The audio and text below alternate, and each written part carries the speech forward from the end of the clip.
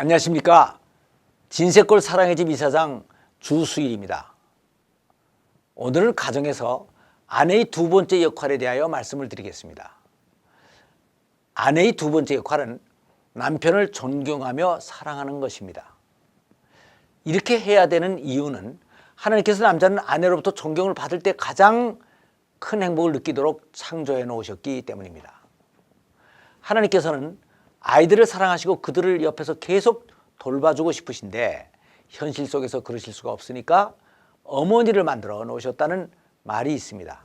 이와 마찬가지로 하나님은 인간들을 계속 행복하게 해주고 싶으신데 현실 속에서는 그렇게 하실 수가 없으시니까 남자들에게 아내인 돕는 배필을 만들어서 남자를 행복하게 만들고 그 속에서 아내들도 더 큰 행복을 느낄 수 있게 만들어 놓으신 것입니다.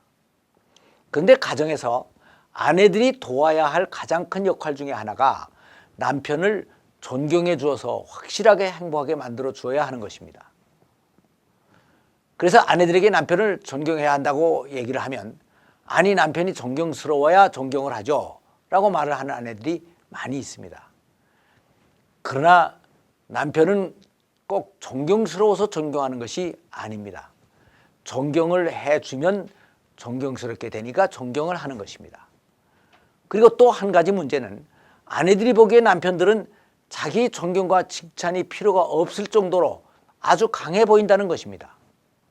그러나 남편들도 사실은 아내들이 생각하는 것만큼 그렇게 강하지가 못합니다. 오히려 약한 면이 있으니까 강한 척 허세를 부리는 것입니다. 하나님께서는 남자들은 밖에서 활동을 많이 하게 되니까 여자들보다 영웅심이 좀 더 많은 존재로 창조를 하셨습니다. 그래서 남자들 중에 칭찬과 존경이 필요 없는 사람은 하나도 없습니다. 오히려 남자들은 존경과 칭찬에 목을 메고 산다고 해도 과언이 아닙니다. 그래서 제가 한 번은 아내에게 여보, 난 당신에게 존경한다는 말을 별로 들어본 적이 없는데 당신 정말 나를 존경하는 마음이 조금이라도 있는 거요? 하고 물은 적이 있습니다. 그랬더니 아내는 당신도 존경한다는 말이 필요해요? 하고 대답을 하는 것이었습니다. 그래서 저는 아니 내가 신인 줄 알아? 나도 사람인데 당연히 존경과 칭찬이 필요하지 하고 얘기를 했더니 아내는 그래요? 당신은 회사에서도 회장이고 교회에서도 장로고 여러 가지 사역을 많이 하면서 충분히 존경과 칭찬을 받잖아요. 그런데 내 존경한다는 말이 뭐가 더 필요하겠어요? 하고 대답을 하는 것이었습니다. 그래서 저는 아내가 내 마음을 몰라도 한참 모르는구나 하는 생각을 했습니다. 남자들은 사회적으로 출세를 하여 대통령이 되고 박사가 되고 인기 있는 스타가 되어 아무리 존경을 받는 자리에 올라간다 할지라도 항상 채우지 못하는 그 어느 빈 곳이 있게 마련입니다. 그런데 이것이 바로 사랑하는 아내로부터 존경한다는 말과 칭찬을 들음으로써 채워지게 되어 있습니다. 그래서 그럼에도 불구하고 아내가 남편에게 존경한다고 표현하는 것은 수준 높은 사랑이 되는 것입니다. 히라보를 보면 사랑에는 에로스, 필로스, 아가페 등의 세 가지 형태의 사랑이 있습니다. 여기서 에로스의 사랑이라는 것은 남녀 간에 이루어지는 성적인 사랑을 얘기합니다. 그리고 다음 필로스의 사랑은 피차 서로에게 현실적인 도움을 주고받는 우정과 같은 사랑을 얘기합니다. 여기에 비하여 아가페의 사랑은 나에게 유익이 되고 안 되고를 떠나서 조건 없이 주는 그런 사랑을 얘기합니다.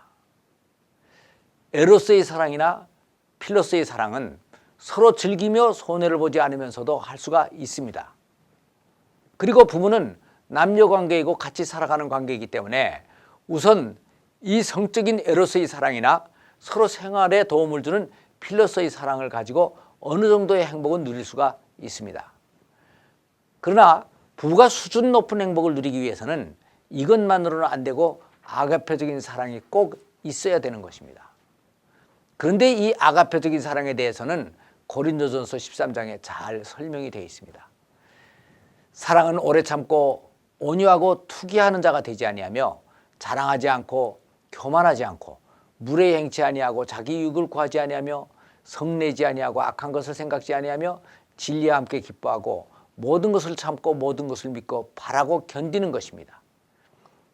그런데 사람들은 이 말씀을 보면서 이런 사랑은 교회나 사회에 나가서 하는 것으로만 생각을 합니다. 그러나 이 말씀은 가장 가까운 이웃인 남편에게로부터 적용을 해야 되는 것입니다.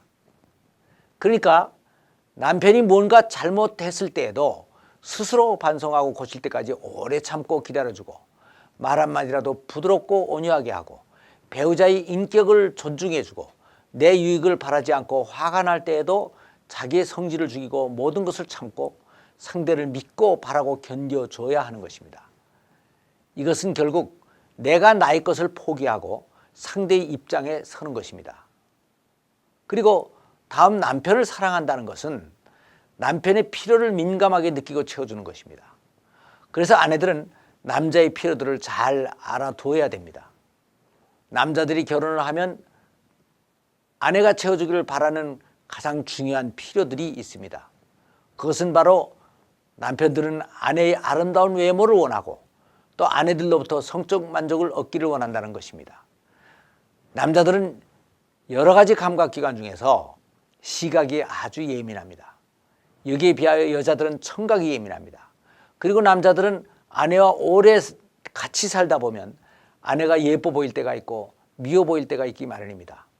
그런데 한 가지 재미있는 것은 남편들은 아내가 예뻐 보일 때는 행복을 느끼고 미워 보일 때는 짜증이 나고 불행을 느낀다는 것입니다. 그래서 아내들은 예쁘고 깨끗하게 보이는 것이 아주 중요한 것입니다. 그리고 남편들은 여자에 비하여 성에 대하여 상당히 능동적이고 충동적이어서 욕망을 강하게 느낍니다. 그런데 여자들은 여기에 대해서 수동적입니다. 그래서 상당한 동기부여나 분위기가 조성되어 있지 않으면 성욕을 느끼기가 힘듭니다.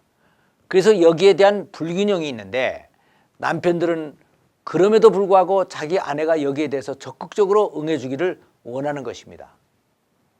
다음은 아내가 자신의 취미 활동이 짝이 되어주기를 원하고 아내의 내조로 아늑한 가정 환경이 꾸며지기를 원합니다. 남편들이 결혼할 때에는 누구나 가지고 있는 꿈이 하나 있습니다. 그것은 바로 스위트홈을 꾸미는 것입니다. 그래서 밖에서 열심히 일을 하고 돈을 벌어옵니다. 그러면서 아내들에게 이 돈을 가지고 아늑한 행복한 가정을 꾸며달라는 것입니다. 그러니까 이러한 것들을 채워주는 것이 바로 아내들의 역할이 되는 것입니다. 그리고 이것이 결국 아내들 자기 자신들까지도 행복하게 하는 최선의 길이 됩니다. 감사합니다.